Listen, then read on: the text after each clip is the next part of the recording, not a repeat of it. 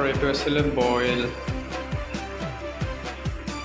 এয়া চাওক কেনেকুৱা হৈ আছে বইল। আৰু আমাৰ ডিমা হাছাৰ পৰা এজন লগৰ আছে, সি এই বাঁহ গাজটো আনিলে, তো সেইটো কাৰণে আমি আজি খাইছোঁ।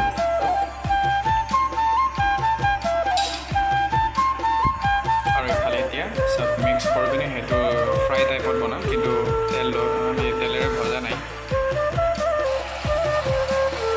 তেল নিদিয়াকৈ বনোৱা। সেইটো কালাৰটো এনেকুৱা হৈ আছে, তাকে পানী এনেকুৱা একো লগা নাই। বিলাহী লগাইছোঁ, জলকীয়া, কেঁচা জলকীয়া, নহৰু